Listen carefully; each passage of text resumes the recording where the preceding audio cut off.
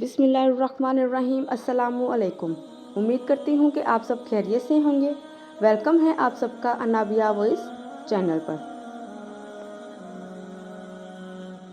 ہم اگر زبان کی پھیلائی ہوئی مصیبتوں کا جائزہ لیں تو معلوم ہوگا کہ خاموشی میں کتنی راحت ہے۔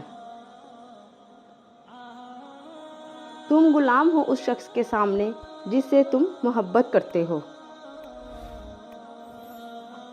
عورت رو سکتی ہے، دلیلیں نہیں پیش کر سکتی۔ اس کی سب سے بڑی دلیل اس کی آنکھ سے ڈھلکا ہوا آنسو ہے۔ وہ آرزو جو باقی آرزوؤں کو کھا جائے وہ محبت ہے۔ سچ بولنے کا شوق ہے تو اپنے بارے میں بولیں، دوسروں کی زندگی عذاب مت بنائیں۔ جو جتنی توجہ کے قابل ہو اس کو اتنی اہمیت دو۔ کم ظرف لوگوں کا حد سے زیادہ خیال رکھو گے تو اپنی اہمیت کھو دو گے۔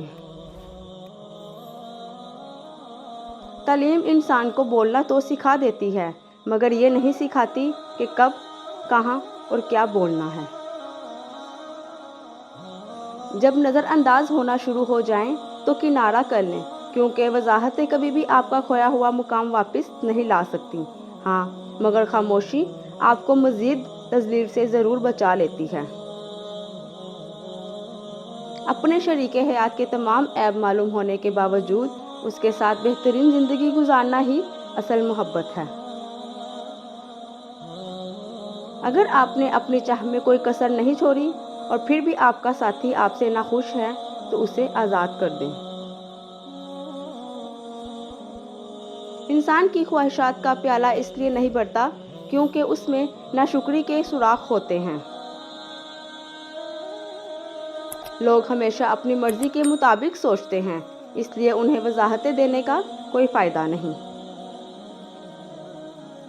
اس دنیا میں کوئی بھی مصروف نہیں، بات صرف اتنی سی ہے کہ کس کے لیے کیا اہم ہے۔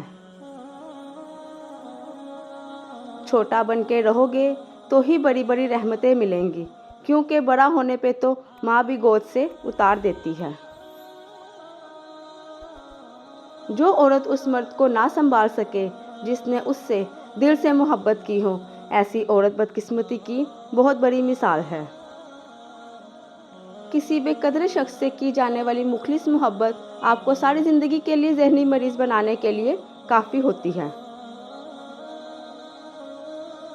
جب کوئی عورت آپ کو نظر انداز کر رہی ہو تو اس کا مطلب یہ نہیں کہ وہ آپ سے نفرت کرتی ہے، اس کا مطلب کہ اس کا دل دکھا ہے۔ جب تک انسان دوسرے کی جگہ پر کھڑا نہ ہو اسے پوری بات سمجھ میں نہیں آتی۔ ایک سمجھدار انسان کسی کی بلا وجہ تنقید اور بے عزتی کو مسکرا کر ٹال دیتا ہے۔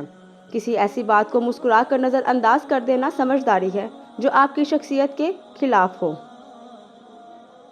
ویڈیو پسند آئی ہے تو ویڈیو کو لائک، شیئر اور کمنٹس کرنا مت بھولیے گا۔ جزاکم اللہ خیرا کثیرا۔